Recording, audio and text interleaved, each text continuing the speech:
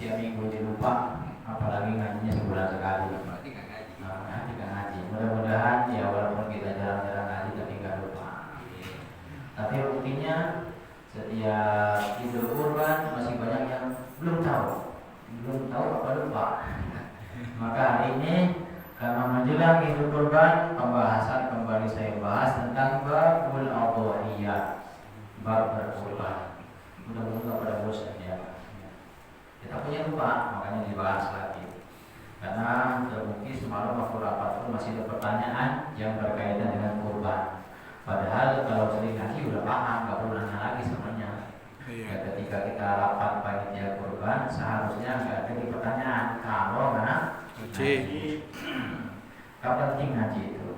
Yang namanya kurban kaitan dengan ibadah. Yang namanya ibadah ada ketentuan atau hukum-hukumnya. Makanya selesai pengajian kalau kita mau ngaji.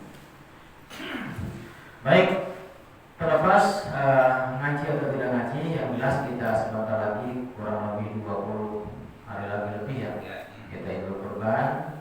Karena setiap tahun di mushola kita ada kurban, dan tentunya saya ingin kita ini berkurban betul-betul menerapkan apakah cara membeli hewan kurban, cara menyembelih, cara merubuhkan, dan juga distribusi pembagian daging harus betul-betul mengikuti ketentuan yang telah diatur oleh agama kita, bukan menurut kebiasaan atau budaya. Jika budaya itu bertentangan dengan syariat, maka hentikan itu budaya dalam syariat. Tapi kalau budaya itu tidak bertentangan dengan syariat, silahkan laksanakan itu budaya atau kebiasaan selagi tidak berbenturan dengan syariat. Baik, bab berkurban. Tentu bab kurban atau adhiyah secara makna definisi kurban itu artinya menyembelih hewan yang telah disyariatkan dalam agama. Ya tentunya hewan yang punya tanduk. Karena hadisnya di sini an Anas bin Malik radhiyallahu anhu anna Nabi sallallahu alaihi wasallam kana yudhi bi kabshaini amlahaini aqranaini. Jadi Rasul itu menyembelih dua hewan kibas yang gemuk dan aqranaini bertanduk. Jadi kalau hewan yang tidak bertanduk tentu tidak disyariatkan untuk dikurbankan. Ayam punya tanduk enggak? Tapi perlu disembelih? Boleh. Jadi Idul Kurban boleh menyembelih ayam. Idul Adha boleh menyembelih ayam. Paham ya? Boleh menyembelih, enggak ada larangan Idul Adha tidak boleh menyembelih entok, boleh. Hukumnya boleh. Idul Adha menyembelih entok. Paham ya? Masih enggak ngerti juga nih? Masalah paham nih. Tidak makanya boleh. Itu ada boleh. Salah paham. Iya. Salah paham. Yang nggak boleh berkurban dengan ayam. Kalau yang nggak paham tuh kacau nih. Sekali orang sesat ini. Video itu. Kakaknya muter-muter kan. Ya kalau nggak connect ya wah bahaya nggak gitu. Dipotong gitu. Ada larangan. Jadi Pak Sugeng kalau hari ini kurban ya bulan ini. Tahun ini kurban. Yang nggak kurban boleh besok nonton itu buat panitia. Asyik. Itu boleh. Dia belajar kan ya. Kita belum mampu beli kambing 43 juta atau sapi, ya boleh beli ayam yang 100.000 itu boleh. Apalagi buat orang yang ngurusin hewan kurban. Namun secara hakikat kurban itu artinya mendermakan sesuatu yang berat untuk didermakan. Saya ulang lagi. Karena penting, makanya di syariah itu kalau kita hitung Pak, yang punya mobil itu coba di absen berapa rumah? Ada satu, mana ada? Udah gitu berapa rumah yang punya mobil di rumah kita? Ada sebelah saya. Kira-kira yang punya mobil itu kredit atau cash? Ini bukan ngecengin, kita pakai paham kayak logika dong. Artinya kurban itu memang berat. Ya, kalau ini memang berat kurban itu enggak. Saya bukan melanjangin bukan. Pakai logika. Yang punya mobil ada satu berapa rumah? Ada 20 mobil ada. Ada. Yang ikut kurban berapa orang? Ada satu. Coba pakai logika. Mobil itu sekarang itu kredit sebulan berapa? 5 juta apa 3? 5 juta mobil jelek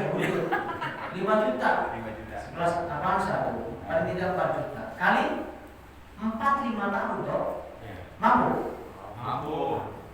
Ditarik isi enggak? Kalau kan nggak tiba bulan nggak Mampu, patuh kredit yang setiap bulannya 4 juta, kita ambil tengah-tengah 4 juta, antara 3 dan 5 juta, kali 4 tahun, mampu. Berapa jumlahnya itu? Sekian ratus juta loh. Ini sapi yang 300.000 per bulan kali 10, Pak Sony kenapa ngemis-ngemis? Ya memang ini berat, kurban itu berat. Hakikat kurban itu kata Allah, lan tanalul birra hatta tunfiqu mimma tuhibbun. Kamu belum hebat kata Allah, belum baik kamu. Ali Imran 93. Sehingga kamu memberikan, menginfakkan, mendermakan sesuatu yang kamu cintai. Kita mencintai harta, berani enggak? Nabi Ibrahim mencintai anak, berani enggak dikurbankan? Maka sebenarnya syariat kurban buat itu kecil Pak, di bawah 3 juta Pak. 3 juta setahun Pak. Dibanding pengorbanan Nabi Ibrahim, pengorbanan Ismail, Siti Hajar, enggak ada apa-apanya. Tapi ya itu memang berat. Kamu belum hebat, maka punya mobil gak kurban, cemen Pak. Cemen. Punya mobil mampu kredit, mobil gak mampu kredit HP, itu cemen. Karena memang ya berat. Sekalipun secara logika matematis kecil 300.000 gak ada apa-apanya, tapi gak semua orang mampu. Maka hanya hamba pilihanlah yang mampu berkorban. Hanya hamba pilihan Allah lah yang mampu menggerakkan hatinya untuk memutus kecintaannya terhadap uangnya, memutus kecintaannya terhadap dunianya, memutus kecintaannya terhadap hartanya. Hanya hamba pilihan yang Allah ketuk hatinya yang mau berkorban, mengorbankan hartanya.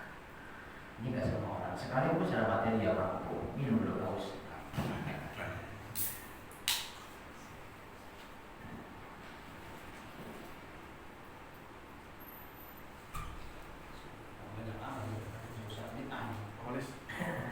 Baik, itulah kurban.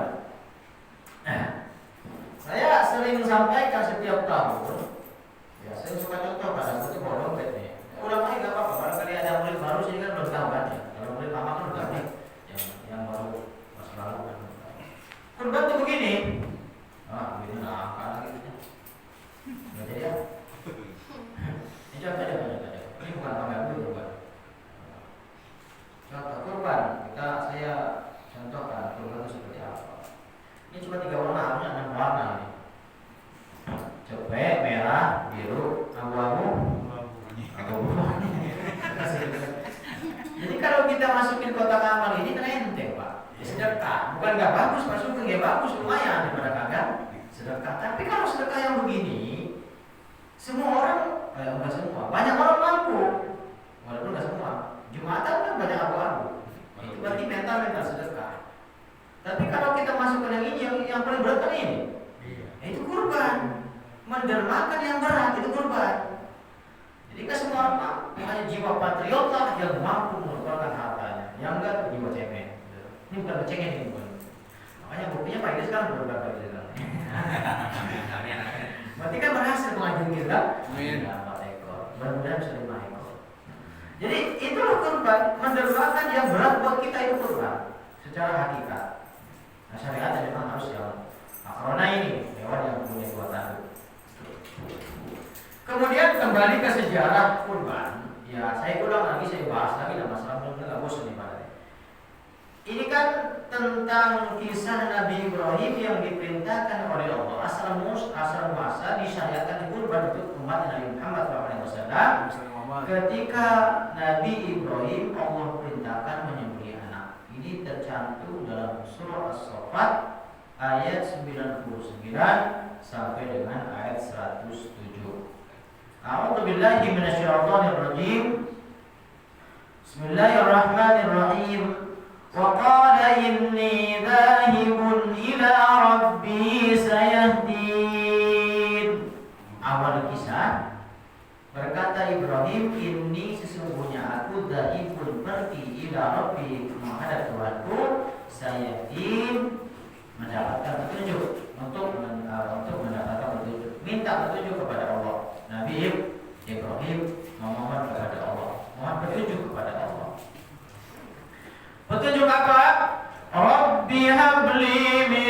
salihin. Allah. Rabbi ya Tuhanku, habli anugerahkanlah kepadaku minas salihin, daripada anak yang soleh. Ini minta permohonannya Nabi Ibrahim kepada Allah, karena sekian lama menikah dengan Siti Sarah belum punya anak. Fabasyarnahu bighulamin halim. Fabasyarnahu, maka kami berikan kabar gembira kepada Ibrahim bighulamin halim, dengan seorang anak yang penyantun. Jadi masih ingat Nabi Ibrahim punya berapa istri? 2. Pak, dia ingat ya Pak Oriono. Jangan lupa. Makanya kan setahun sekali. Makanya pantas diulang lagi. Istri pertama Sarah, Siti Sarah. Yang kedua Hajar. Hajar. Yang ketiga ayo lupa. Sama-sama kita sama-sama ngaji tahunan nih.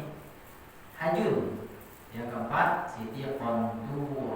Walaupun yang dua ini nggak masyhur. Yang terkenal hanya Siti Sarah dan Siti Hajar. Baik. Nabi Ibrahim menikah dengan Siti Sarah. Bukan Siti ya, Sayyidati aslinya. Sampai kampung Siti. Jadi Siti itu bukan nama, itu gelar. Sayyidati singkatan, disingkat Siti. Kalau laki saling Sayyid, Syarif atau Syarifah, Sayyid atau Sayyidah.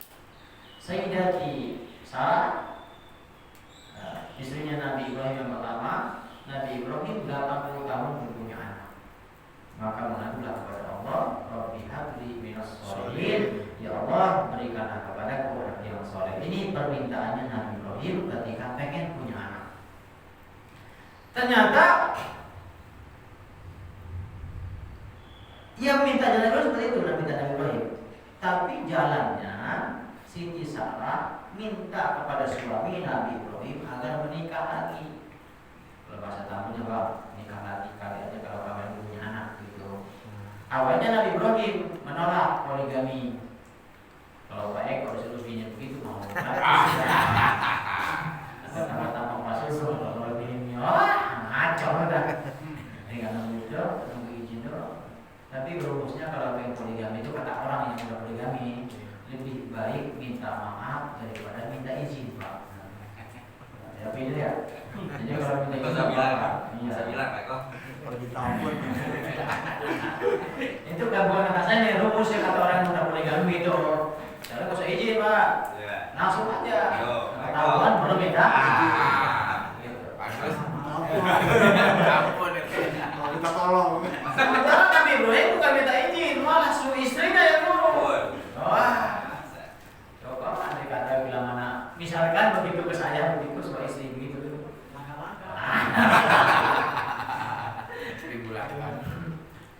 Nah, Nabi Ibrahim awalnya nggak mau menolak, tapi karena Siti Hawa mendesak, akhirnya beliau Siti Sarah mendesak kepada Nabi Ibrahim, bagaimana beliau menikah. Sama siapa? Nah, Siti Sarah menawarkan dengan pembantunya, apa namanya? Kalau zaman dulu tuh, budak lah gitu ya. Ya sama saya gitu. Itu kan pemberiannya Hajar, itu kan pemberiannya Fir'aun. Tadinya kan Siti Sarah itu pengen dijadikan selirnya istri mudanya Fir'aun, tapi dia nggak mau kabur. Saking cantiknya Siti Sarah, makanya Siti Sarah pulang diberi hadiah oleh Fir'aun si Hajar tadi, Siti Hajar, calon istri keduanya Nabi Ibrahim. Nah menikahlah, singkat cerita Nabi Ibrahim nikah dengan istri yang kedua, madunya yang bernama Hajar. Ya, budaknya. Dan budak berarti nama saya ya. Nikah dengan Siti Hajar, betul istri kedua hamil, punya anak Ismail alaihi salam dengan umur Nabi Ibrahim saat itu 80 tahun. Jadi yang baru 40 belum yang sama, Nabi Ibrahim 80 dikasih anak. Allah Maha Kuasa, mudah bagi Allah. Innama amruhu idza arada syai'an mudah bagi Allah. Jadi jangan putus asa. Nah, enggak lama menjelang umur Nabi Ibrahim itu 100 tahun, ternyata istri pertama hamil. Siti Sarah punya anak Ishak cikal bakal bangsa Yahudi. Kalau Nabi Ismail cikal bakal umat Islam, ya Rasulullah asalnya ke sana. Begitu. Walaupun Siti Hajun Konturo itu punya anak juga, cuma nggak masyhur. Yang terkenal cuma dua, Hajar dan Sarah dan Hajar. Nah, kembali ke ayat tadi tentang cerita berkorban. Fabasyarnahu bighulamin halim. Maka kami berikan kabar gembira kepada siapa? Ibrahim bighulamin halim, dengan seorang anak yang penyantun, yang lemah lembut. Falamma balagha ma'ahu as-sa'ya qala ya bunayya inni ara fil manam. Falamma tatkala balagha ma'ahu as-sa'ya, umurnya si Ibrahim kira-kira bisa diajak musyawarah, bisa diajak diskusi, ya. Umurnya kurang lebih antara 7 sampai 10 tahun, karena enggak jelas berapa umur Ismail saat itu. Antara 7 sampai 10 tahun. Tatkala umur si anak itu umur segitu, qala ya bunayya, berkata Ibrahim kepada anaknya, ya bunayya, wahai anakku, inni ara fil manami, sesungguhnya aku melihat dalam mimpiku semalam, anni adbahuka, sesungguhnya aku menyembelihmu dalam mimpiku, fanzur madza tara, fanzur, maka pertimbangkanlah, madza tara, bagaimana pendapatmu nak tentang mimpi ayah yang menyembelih sampean. Kata Nabi Ibrahim, qala ya abati fa'al ma tu'mar. Qala ya abati fa'al, wahai ayah, if'al ma tu'mar, lakukanlah apa yang Allah perintahkan kepadamu. Sembelihlah maksudnya. Satajiduni insya'allahu minas sabirin. Engkau mendapatiku insyaallah atas izin Allah minas sabirin, aku termasuk minas sabirin, aku termasuk hamba yang sabar atau anak yang sabar. Ayah, lakukanlah apa yang Allah perintahkan lewat mimpi tersebut. Insyaallah engkau mendapatiku sebagai anak yang penyabar. Ya Allah, mau disebutkan kepada Allah. Nah, sepakat. Falamma aslama wattalahu liljabin. Falamma tatkala aslama, keduanya sepakat, wattalahu liljabin, dan pelipisnya Ibrahim, pelipisnya Ismail telah ditempelkan ke tanah. Ini awal kisah, istilahnya panjang, cuma saya persingkat aja.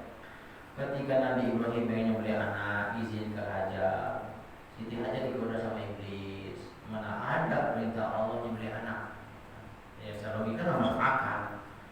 Tapi itulah apa namanya, yang namanya ibadah itu enggak melulu bisa logis, enggak melulu ibadah yang bentuknya ta'abbudi itu masuk akal atau rasional. Karena kejadian ini kan kejadian yang irasional, enggak masuk akal. Mana ada perintah Allah membeli anak? Pakai logika manusia, enggak bakal percaya. Kalau kita pakai logika manusia, nggak bisa disebut, sama dengan Ismail. Pakai logika manusia, nggak masuk akal. So hebatnya profesor, beduk itu otaknya, dorong mikirin gimana. Mungkin Ismail cari semalaman, nyampe ke langit ketujuh, sudah mengetahui balik sebelum subuh. Sama dengan Quran. Kalau kita mikir secara logika, nggak masuk akal. Nah, itulah ibadah. Ibadah yang bentuknya vertikal, ta'abbudi, penghambaan, nggak usah mikirin logis atau tidak logis. Yang penting dalilnya ada, perintah Allah ada, perintah Al-Quran hadisnya ada, ulama juga menjelaskan Quran dan hadis, apa nih? Nggak usah banyak nanya, nggak usah kenapa ini, nggak usah. Ntar kelamaan mikir, nggak jadi kurban. Iya, kelamaan mikir. Kenapa kamu mesti kambing? Coba mikir, kenapa kok kambing sih? Kan kambing 3 juta. Udah aja duitnya bagiin, ya kan? Sama aja kan? Sama-sama kemarin 3. Kenapa perlu beli kambing? Kenapa perlu beli? Gak usah banyak pikir. Tapi walaupun bisa dijelaskan secara logika, tapi kalau kita mau kurban, yang namanya beneran apa? Itu aturannya, itu ketentuannya, itu syariatnya. Lakukan ini, udah lakukan ini. Jangan banyak pikir, lakukan ini dulu. Lama-lama kita bisa mikir. Oh, ternyata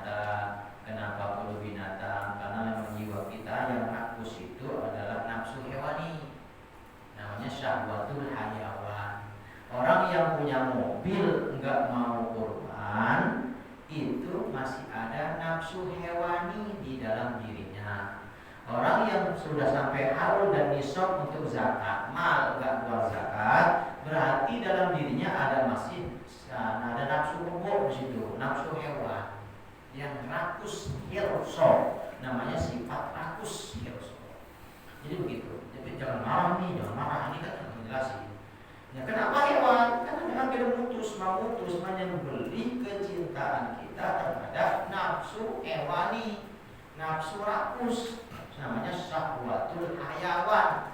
Nah, bahasa agamanya itu syahwat kebinatangan. Nah, itulah kenapa kita syariatnya kudu dijadikan binatang 3 juta itu, gitu loh. Kalau yang lain dan zakat juga silakan, tapi kalau kurban ya kudu dengan hewan yang bertanduk, gitu. Kenapa? Nanya lagi tuh Rasulullah, kenapa kalau gusti hewan yang bertanduk? Kan ada tuh apa namanya burung kakak tua yang harganya 5 juta ya. Kenapa kakak tua aja mahal 5 juta? Nggak punya tanduk, kenapa? Karena memang hewan yang bertanduk, maaf nih, biasanya birahinya kan luar biasa. Apalagi bantu garut ya. Kalau udah birahi, ya itu memutus kecintaan kita terhadap nafsu hewan. Nah, sepakat keduanya, iblis menggoda Ibrahim, nggak kegoda, menggoda Siti Hajar, nggak kegoda, Ismail pun digoda, nggak bisa kegoda. Dah sepakat bahwa tadi ke satu bukit keduanya sampai diikat tangannya Ismail, digesekkan itu golok. Falamma aslama wa talahu liljabin, ketika telah ditempelkan dahinya si Ismail ke tanah, wa nadainahu ayya Ibrahim, maka kami panggil wahai Ibrahim, qad saddaqta ru'ya, sungguh engkau telah membenarkan mimpimu itu. Inna kadzalika nadzil muhsinin, sesungguhnya kami demikianlah membalas bagi hamba yang berbuat baik. Jadi karena gesekan pertama itu kan gak mempan, jadi artinya gak tergores lehernya Ismail. Enggak tergores itu bukan karena goloknya tukul, bukan karena Nabi Ibrahim membalikin goloknya ke yang tukul, itu bukan. Jadi yang tadi dipulangi ini enggak gesekan. Tapi kan Ismail tetap bilang begini, ayah, tekan lagi golokmu ke leherku agar cepat kelar ini perintah Allah. Sampai gitu penantangin si anak tuh, Ismail kecil masih 7 tahun itu. Kencang disangkanya bapaknya gak tega atau bohong-bohongan itu. Goloknya tadi dibalik gitu. Lebih tekan ya. Engkau menekan golokmu agar cepat putus leherku dan selesailah ini perintah Allah.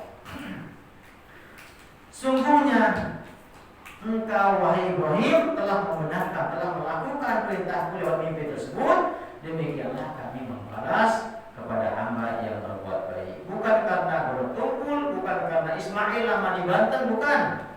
Ini kalau bukan. Inna hadza lahuwal bala'ul mubin. Inna hadza, sesungguhnya ini lahuwal bala'ul mubin, merupakan ujian yang nyata, bukan skenario bohong-bohongan, bukan. Ini asli, karena saat itu Nabi Ibrahim nggak tahu kalau anaknya bakal diganti dengan kibas atau kambing, nggak tahu. Mungkin kita bisa ngomong sekarang kan diganti sama kambing. Nabi Ibrahim saat diperintahkan nggak tahu bakal diganti, beliau nggak tahu. Ini bukan sinetron, ini asli perintah Allah. Inna hadza lahuwal bala'ul mubin, mencoba menguji umatnya. Kenapa? Ini orang lama nggak punya anak, ya kan? Punya anak, khawatir ketika dia punya anak yang lama didambakan, berkurang tuh kecintaan sama yang ngasih anak. Maka diteslah, diujilah orang yang beriman, hamba Allah, Nabi Allah Ibrahim, Khalilullah. Betulkah Anda lebih cinta kepada anakmu sehingga menanggalkan cintamu kepada sang pemberi anak? Itu loh ujiannya. Maka sekali lagi berkaitan dengan ujian, seluruh orang yang beriman itu pasti diuji. Jangan berharap Anda beriman gak dapat ujian. Jangan berharap Anda sholat gak diuji. Udah pasti. Yang gak pernah sakit itu cuma Fir'aun, Pak. Kalau pernah sakit. Jangan berangkul dong. Dia ada orang gitu suka ngangkul kan, sungguh saya nggak pernah sakit. Wah jangan sombong Pak, karena semua orang beriman pasti sakit. Kecuali satu manusia yang nggak pernah sakit, Fir'aun nggak pernah sakit sampai mati gitu. Apa yang tenggelam di laut merah gitu, masuk modal nggak pernah sakit. Jadi sekarang ada corona itu ujian. Anggap aja kalau kita beriman kepada Allah, ini corona ujian. A'asiban nasu an yutraku an yaqulu amanna wa hum la yuftanun wa laqad fatanna alladhina min qablihim falaya'lamanna Allahu alladhina sadaqu wa laya'lamanna al-kadhibin. Al-Ankabut 2 dan 3. Manusia dikira manusia, mereka dibiarkan diantepin begitu saja, hanya ngaku beriman padahal mereka belum diuji kata Allah. Jadi mustahil orang beriman gak diuji. Berarti Nabi Ibrahim, semakin tebal iman kita, semakin dekat dengan Allah, semakin berat ujian yang Allah berikan kepada kita. Untuk apa? Naik kelas. Manusia mengira kami biarkan begitu saja, mereka cuma ngomong beriman, wahum la yuftanun, padahal mereka belum diuji. Walaqad fatanna alladziina min qablihim, sungguh kami telah menguji orang-orang sebelum mereka, umat terdahulu itu dari Nabi Adam sampai Nabi Muhammad, seluruhnya kena ujian. Bahkan ujian paling berat itu para nabi kata Rasul. Manusia siapa lagi? Orang seperti Nabi. Siapa lagi? Orang seperti mereka. Jadi kalau kita bukan Nabi, Pak cemen Pak, masih cemen juga kita. Nabi yang paling berat ujian. Jadi jangan harap. Maka bersyukurlah kita masih diuji sama Allah. Harus bersyukur. Jangan berharap kita nggak ada ujian. Jangan. Sakit itu ibadah, ngurangi dosa. Ketika kita sakit nggak kemana-mana, nggak dibaik orang berdoa orang sakit. Jadi semuanya lah ibadah. Kita harus tetapkan protokol kesehatan sebagai bentuk ikhtiar kita terhadap menjaga kesehatan. Tapi kalau sudah ikhtiar masih dikasih sakit berarti ujian. Gitu loh Pak. Itu cara bikinnya. Tapi jangan konyol, terlalu takut ya jangan, terlalu berani konyol juga.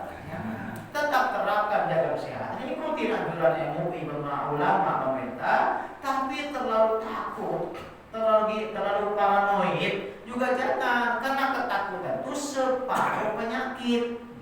Jadi khawatir, was-was, takut itu udah sakit. Orang yang agak gampang penakut, punya penakut, was-was, khawatir, itu malah gampang sakit. Tetapi konyol juga jangan. Harus tengah-tengah. Ya, kita pakai masker, jaga jarak, cuci tangan itu bentuk ikhtiar saja. Tapi kalau Allah mau kasih penyakit ya udah, lakoni, itulah hari ibadah kita. Kalau sabar, enggak kena corona ya mati, enggak kena corona ya mati juga. Gitu, mati kayaknya. Tapi jangan konyol, jangan nantangin. Saya Pak, teman saya, mohon maaf, ada beberapa yang Allah buktikan langsung, yang tadinya nggak percaya ini corona apanya bikinan. Yang berlaku rasa sakit baru meninggal, ada teman saya. Paling nentang tuh corona itu nggak pakai masker, ini rekayasa. Barusan meninggal nggak sakit karena COVID. Ya artinya jangan sombong. Ya maaf ini pakai logika manusia. Sekalipun umpama virus ini bikin manusia, kalau Allah kehendaki nggak menular, nggak menyebar, bisa nggak? Gak bisa, sepintar-pintar otak manusia kata Allah enggak gitu loh. Mau bikin manusia ya jelas COVID itu virus itu ada. Di zaman Nabi virus itu ada. Terlepas ada yang memainkan itu beda cerita. Rumah sakit yang gak COVID itu beda kasus stik namanya. Tetapi ini nyata. Ya kalau nggak ada COVID nggak mungkin sebanyak ini yang mati Pak. Gitu. Bapak aja nongkrong ke arah ke TPU, Bapak nongkrong ke situ. Berapa menit sekali? Cium.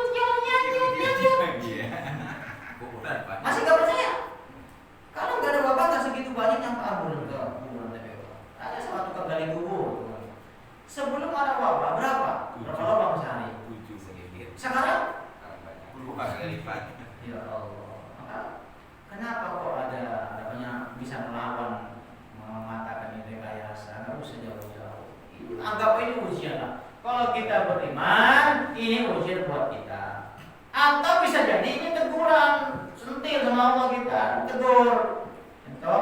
Tegur.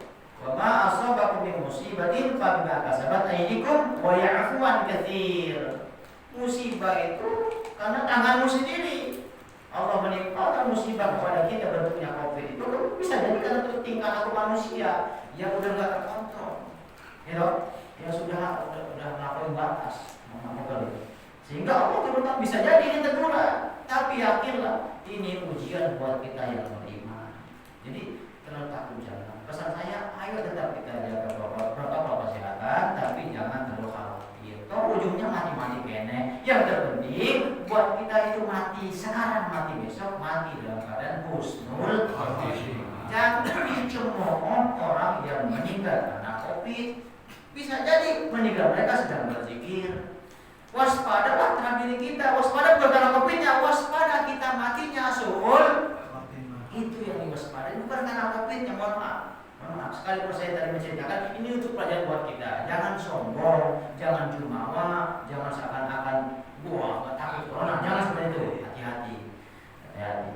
Tapi terlalu khawatir pun jangan, bahaya. Kita gampang sakit. Nah, Nabi Ibrahim juga diuji sama Allah. Begitu dia dikasih anak, wah sayang banget dengan anak, maka Allah menguji. Untuk apa Allah menguji orang yang sudah beriman? Fala ya'lamanna Allahu alladziina shadaqu. Allah biar tahu nih Allah siapa yang betul-betul beriman, wa la ya'lamanna al-kadzibin, dan Allah agar Allah tahu siapa yang berdusta, ngaku beriman tapi ketika diuji sama orang udah mencak-mencak, nyalahin RT, nyalahin RW, nyalahin kadus, supaya Jokowi disalahin. Hati-hati. Ini ujian yang nyata. Inna hadza lahuwal bala'ul mubin. Nah, wa fadainahu bidzibhin 'azim. Maka kami ganti sesembelihannya Ibrahim dengan sesembelihan yang sangat besar, itu kami kibas yang sangat besar. Inilah asal muasal disyariatkannya atau diperintahkannya berkorban kepada umatnya Nabi Muhammad sallallahu alaihi wasallam. Kesimpulannya bahwasanya satu, dalam hal urusan ibadah itu enggak mesti rasional, apalagi bentuknya ta'abbudi atau hablum minallah. Yang kedua, ujian itu pasti dapat bagi orang yang beriman. Semua orang beriman pasti mendapatkan ujian. Nah, saya mau bahas lagi tentang ciri-ciri hewan kurban, udah pernah dibahas, tanya aja deh. Yang perlu saya bahas di sini saya rasa tentang yang setiap tahun kadang-kadang suka masih melenceng tentang kulit, pembagian seperti apa bentuk pembagiannya. Pak Nurholis semalam ditanyakan seperti ini tentang kulit. Nah, hari ini saya jawab dengan dalil. Wa an Ali bin Abi Thalib radhiyallahu anhu karramallahu wajhahu qala, beliau berkata, Sayyidina Ali bin Abi Thalib, amaroni Rasulullah sallallahu alaihi wasallam, aku diperintahkan Rasul an aquma ala bunihi, untuk menyembelih untanya, unta. Wa an aqsima, agar untuk dibagikan apa itu luhumah daging, wa juludaha, kemudian kulit, wa jilalaha, dan jeroan atau dalamannya, anal masakin, untuk fakir miskin. Sepertiga untuk hadiah, sepertiga untuk si pengkurban. Kalau yang kurban itu bukan kurban nazar. Kalau kurban kan kurban hukumnya sunnah. Tapi kalau dia punya nazar, maka menjadi wajib itu kurban, karena hutang, wajib. Jadi nggak boleh makan si kurban kalau itu kurban nazar. Tapi kalau kurban biasa atau sunnah itu boleh makan. Walau u'tiya fi jizartiha syai'an minha, dan enggak boleh diberikan bagian hewan kurban itu sebagai upah kepada si penyembelih, apalagi kepada panitia. Enggak boleh kepala diberikan sebagai upah. Yang nyembelih siapa tahun ini? Nyembelih siapa? Saya lagi? Iya. Enggak bosan-bosannya. Enggak boleh. Ya. Jadi masih ingat ya, jadi yang nggak boleh itu sebagai upah.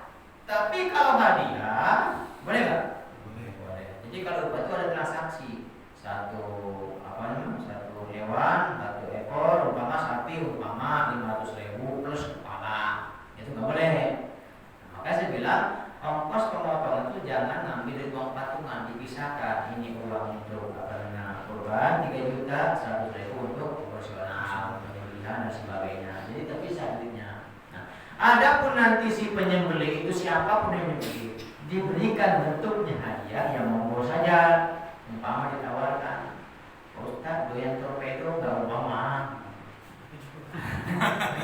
Kalau kaki gedean umpama gitu, doyan torpedo nggak doyan, nah itu hadiah bentuknya, bukan sebagai upah karena menyembelih. Apalagi panitia yang memotong aja nggak boleh diupah dengan bagi kaki, apalagi panitia. Cuma kalau panitia kita hadiahkan kaki itu beda cerita.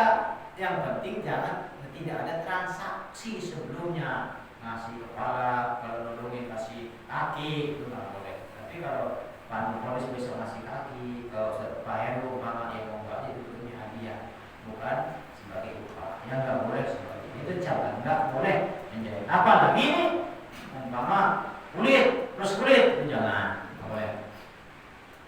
Pokoknya bagian hewan kurban itu nggak boleh diberikan kepada si penyembelih sebagai upah. Yang berikutnya yang penting menurut saya yang harus dijelaskan kembali, Rasul sampai mengecam kepada umatnya yang bakhil atau pelit. Man kana lahu sa'dun, ini hadis sahih dari Abu Hurairah, beliau mengatakan qala Rasulullah sallallahu alaihi wasallam, man kana lahu sa'dun, barang siapa yang memiliki kemampuan untuk berkurban, maksudnya walam yudhi, tetapi dia tidak mau berkurban, fala yaqrabanna musallana, maka tidak boleh mendekati tempat sholat kami. Maksudnya apa? Jangan ngaku umatnya Nabi Muhammad kalau kita punya sifat bakhil. Karena Rasul nggak bakhil, Rasul nggak pelit. Jadi kalau kita pelit berarti bukan umat Nabi, cuma ngaku saja umat Nabi. Nabi nggak butuh umat yang pelit. Itu maksudnya. Karena Muslim itu pas kami, yang masjid, yang musola, haram, Nabawi. Karena lucu, Rasul sebetulnya cintanya sama kita, kok kita pelit, aneh. Ya, tetap aja Badak melapor mati, Pak, nggak ada yang mati bawa banda juga ada. Duit yang disimpan di ATM jadi rebutan anak, ya. Harta yang kita tinggalkan kan pada berantem. Boro-boro kita ngambil pahalanya, malah kita dapat dosa. Kenapa? Karena kita berantem sama warisan kita. Malah yang paling bagus itu kita mau mati bagikan, Pak. Bagikan anak, separuhnya sedekahin, kalau masjid, matinya enak. Enak, mengalir. Udah meninggal nih, yang udah 60 tahun siapa nih? Udah sedekah-sedekahin aja. Anak udah berbagi ke Tuhan, iya. 20 ya? Iya, bagi sekarang. Jangan ninggalin. Kalau banyak warisannya kalau dikit, ya Allah. Makanya kurban. Enggak ada kok orang sedekah tuh jadi langsung, enggak ada. Ada rumusnya. Ada kisah orang kurang sedekah yang berbosan berbalik sedekah, jadi susah. Walaupun miskin tapi nggak susah. Orang kaya belum tentu senang, orang miskin belum tentu susah. Karena kaya miskin itu relatif, gitu. Karena rasa, kaya miskin cuma rasa bedanya, ya kan? Malah enaknya makan enak itu, enaknya makan nasi padang ketika kita makan nggak punya lauk, Pak. Ya kan? Enaknya makan nasi padang ketika kita makan nggak punya lauk. Enak nih, kalau makan ini rendang nih, apalagi kaki sapi enak banget nih. Tunjang, enak nih. Kata orang yang nggak punya lauk. Tapi ketika makan kebanyakan enak, nggak enak tuh. Jadi cuma beda rasa, relatif. Kaya miskin relatif. Nggak ada yang bisa ngomong bahwa kaya itu punya harta sekian, nggak ada. Yang penting nih, sakinah itu kaya. Ketika kita mendapatkan ketentraman dalam jiwa, itulah orang kaya yang sebenarnya. Karena banyak harta belum tentu bisa menjamin ketentraman jiwanya. Itu yang penting. Tapi kalau kita bisa membahagiakan orang lain lewat sedekah, lewat kurban, itulah bahagia. Saya juga bikin status. Kebahagiaan yang sebenarnya ada ketika kita bisa membagikan kebahagiaan yang kita rasakan, itu bahagia. Kalau Anda, kalau bapak membahagiakan diri sendiri, itu kan apa hebatnya omong diri sendiri kok. Kalau Anda, kalau bapak membahagiakan istri, anak, apa hebatnya kalau bojomu, anakmu, gitu. Tapi kalau Anda bisa membahagiakan orang 10 mahat, itu baru hebat. Hebat baru. Jadi keluarkan bahagia itu. Jangan kau bahagiakan hanya istrimu, hanya keluargamu, itu tanggung jawab kita. Nah, semua orang begitu, semua orang begitu. Mau kaya miskin dia berusaha membahagiakan keluarganya, biasa. Tapi kalau kita bisa membahagiakan orang lain, itulah kebahagiaan yang sebenarnya. Ketika seseorang mendapatkan kebahagiaan karena kita bagikan, itulah bahagia. Itu yang kaya sebenarnya. Ya sampai di sini barangkali pertanyaan silakan dipertanyakan. Karena kalau seperti kelemahan, karena sudah diulas berapa kali. Silakan tanyakan saja hal-hal yang belum paham kaitan dengan program. Menarik Ustaz. Ada orang belum akikah Ustaz. Nah, terus mau korban. Ini lebih diutamakan akikah dulu atau Ustaz? Ya. Ini pertanyaan klasik. Ini masih banyak nanya terus banyak kasih. Namanya ngaji belum ingat. Mantap. Tidak ada dalilnya kita harus menyegerakan akikah dulu atau bukan dulu. Ya momentumnya. Kalau duitnya ada 6 juta sekaligus aja. 3 juta kurban, 3 juta akikah. Tapi kalau duitnya cuma 3 juta macam Biden ya. 3 juta kayak 15 juta. Mas umpama kasusnya begini. Dikit lagi 20 hari lagi mau Idul Adha, ya kan? Kurban, duit cuma 3 juta, pilih mana? Kurban dulu, karena akikah itu kapanpun bisa. Sementara kalau kurban nggak bisa di bulan Syawal, nggak bisa di bulan Muharram, nggak bisa di bulan Rajab, dulu di bulan Haji atau Dzulhijjah. Dan hari cuma 4 hari, 10, 11, 12, 13, hanya 4 hari dalam setahun buatnya kurban. Jadi ada pun yang mengatakan perlu kekah dulu, itu mah ilmu kilawah orang itu mah katanya dan katanya gitu kan. Lihat momentumnya. Dikit lagi kurban, ya udah kurban aja dulu. Insya Allah mudah-mudahan setelah kurban habis haji punya rezeki langsung kekah. Gitu. Karena kekah kapanpun boleh. Demikian baik pokoknya apa jawabannya. Ada lagi? Ada. Ya. Ustaz menanya gini ya, Ustaz. Kebetulan tahun kemarin orang tua saya kurban ada 2 kali. Nah sebenarnya kan orang tua saya, bapak saya kan itu 2 kali, Ustaz. Nah terus kita rugikan pada 2 kali, terutama kakak-kakak lah, misalkan nama yatim. Nah itu kambing 2 itu satu-satu Ustaz, nanti tahun depannya lagi buat orang tua saya lagi yang bapak itu. Apakah itu boleh diusung Ustaz? Boleh. Boleh Ustaz. Boleh bergantian boleh. Tapi mohon maaf, ada satu kesalahan dianggapnya kurban itu seumur hidup sekali bukan. Kalau bisa setiap tahun kurban Pak, jangan pikir saya udah kurban, enggak begitu. Setiap tahun kurban, kalau bisa kita kurban terus, jangan pikir yang terus tahun sekali. Nah, tapi kalau ada keluarga yang belum, ya gantian buat siapa, begitu. Tapi jangan berpikir bahwa kurban cukup setahun sekali, enggak begitu, enggak. Salah itu salah paham. Bila perlu tiap tahun. Umpama kita dalam keluarga 7 orang, ya udah 1 ekor sapi setiap tahun, itu mau begitu. Amin. Tapi karena kemampuan, maksudnya sapi di depan. Tapi umpama kita mampunya 1 ya gantian, banyak dari orang tua, istri, ya ibu, bapak, anak, istri gantian. Macam saya kan udah gantian. Kan udah muter sekarang kita mau gantian, benar. Nah, jadi udah anak muda, yang kedua udah, sekarang muter lagi karena mampunya 1. Tapi kalau kita mampunya 2, sekaligus 2 gitu. Jadi jangan berpikir bahwa cukup setahun sekali salah tuh. Maksudnya itu kan bukan. Setiap tahun kalau bisa kurban. Kenapa begini Pak? Bedanya kurban dengan motong hewan yang bukan kurban. Kalau kita nyembelih kurban sekarang, nyembelih kambing sekarang, pahala yang kita dapatkan dari sesuatu yang manfaat untuk orang. Kalau kita coba bagikan dagingnya itu jauh pahala lagi itu. Tidak dengan kurban. Kalau kurban itu seluruh bagian hewan kurban, ya bulu-bulunya, ya kotorannya, ya darahnya yang mengalir, itu ditakar, ditimbang, dihitung sama Allah sebagaimana kebajikan. Itu bedanya kurban dengan sedekah. Kalau kita motong sekarang sedekah kan, bukan kurban. Ya pahalanya kalau kulit terbuang, kotornya terbuang, darah terbuang nggak dihitung, cuma daging dibagikan dan pahala kita dihitung. Tapi kalau kurban enggak, seluruh bagian hewan kurban itu nggak ada yang terbuang. Walaupun kita lihat dipendam di tanah itu kotorannya, darahnya dialirkan ke ke kali, ke kalinan, tetapi Allah tertakar itu sebagai amal kebaikan kita. Itu ibadah.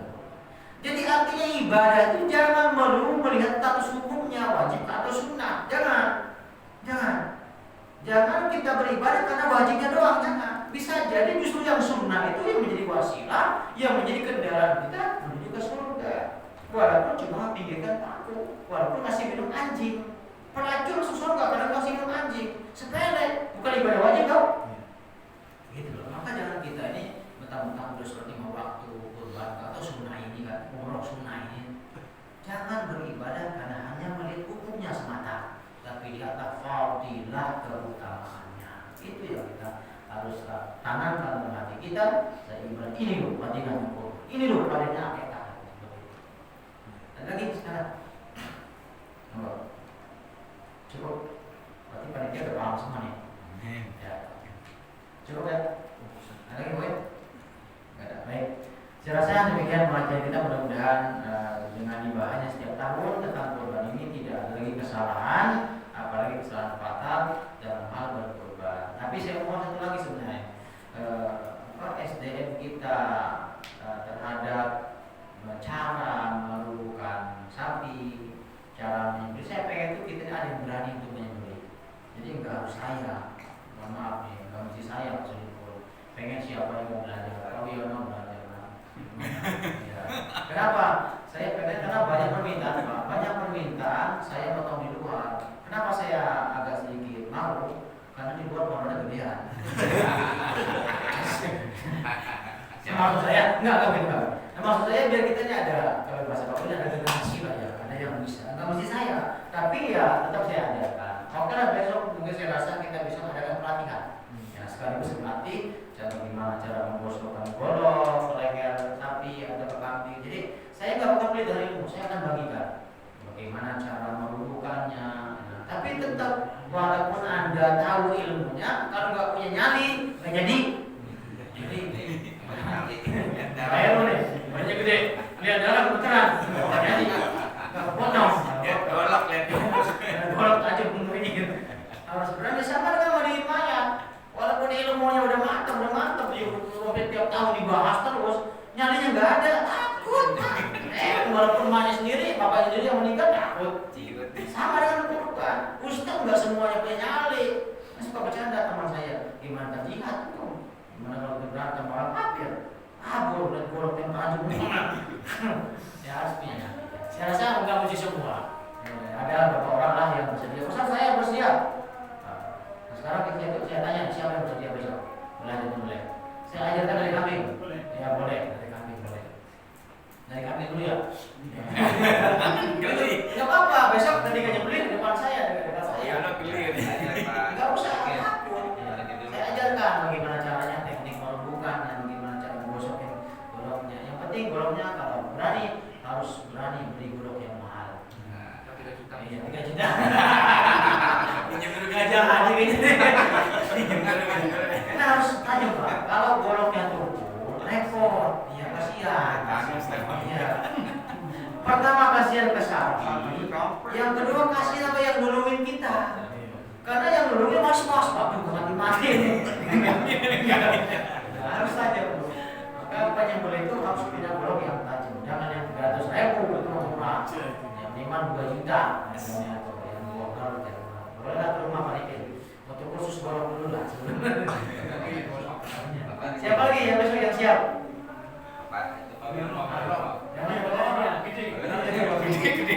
Yang gede gak jaminan. Ini takut ketuker jangan beli ke motor. Pak Ikin training dulu. Ya, besok Pak Ikin belajar makam kambing lah. Ya, demikian cukup ya. Mudah-mudahan besok semakin mantap kurbannya kita. Ikhlas dan makin berkah. Mudah-mudahan tambah lagi kurbannya. Amin. Al-Fatihah.